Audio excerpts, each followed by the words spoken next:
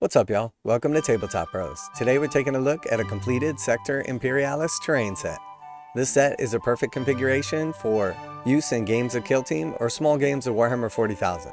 The board displayed here is a 22 by 30 inch Killteam board and made up of a bunch of ruins, including some multi-level pieces as well as some nice scattered terrain. The cool thing about the Sector Imperialis terrain is not only the actual look of it, but the modularity as well. It's perfect for building large building pieces as well as ruined buildings and can be arranged or rearranged in unlimited configurations. I'm personally a huge fan of the overall kind of Gothic futuristic look of it. There's tons and tons of details on each one of these pieces, and when you're painting it up you can decide exactly how much you want to pick out. So for this set here I did an initial coat of black followed by some dark brown and then a little bit of a tan or khaki color, and then some airbrush highlights in white.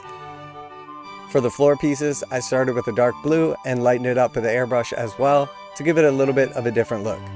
The metallic details are picked out in Leadbelcher and Balthasar gold, and then there's a couple of other little colors splashed in as well. But for the most part, I want to keep this down to a minimum. As always, we want the detail to pop out on the terrain upon closer look, but we don't want it to take away from the key components of our games, which is obviously the models. The two large building pieces have been left so that one side can flush up against each other to create one large building, or be set up separately so you have two medium-sized ruined buildings.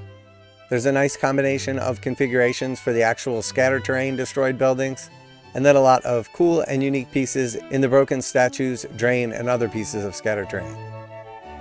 Another really cool thing about this Sector Imperialis terrain is the individual pieces can all be put together, and while they don't clip into place the same way that the Sector Mechanicus does with the Lego style clips, there are small pieces protruding on the tops and then indents on the bottom, so when you sort of push them into place they stay on their own.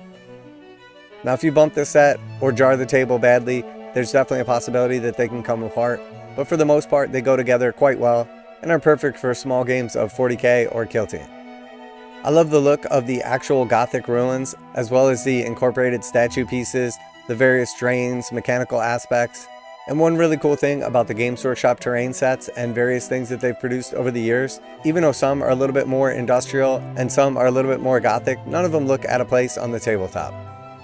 You can also do various base colors to give a different tint to the different pieces, different buildings, or different areas of the battlefield.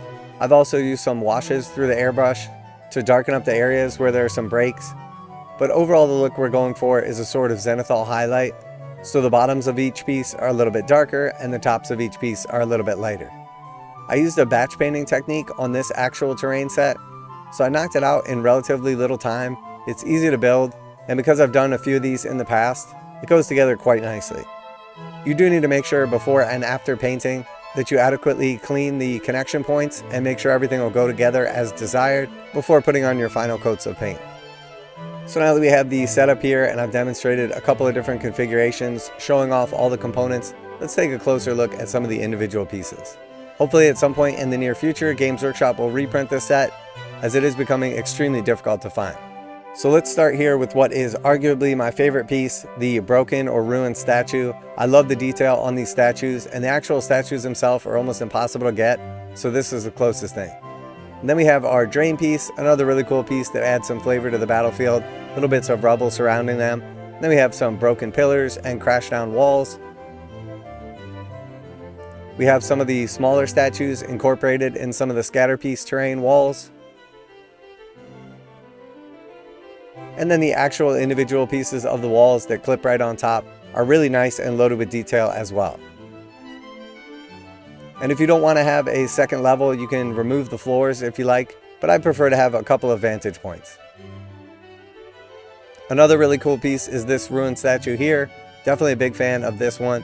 It has a sword sticking up, lots and lots of detail. And overall, I have to say that Sector Imperialis terrain is some of my favorites. If you enjoyed today's video and showing off this painted Sector Imperialis Killteam set, hopefully by now Tabletop Bros has earned your subscription. But that's it from the Tabletop Bros. Later!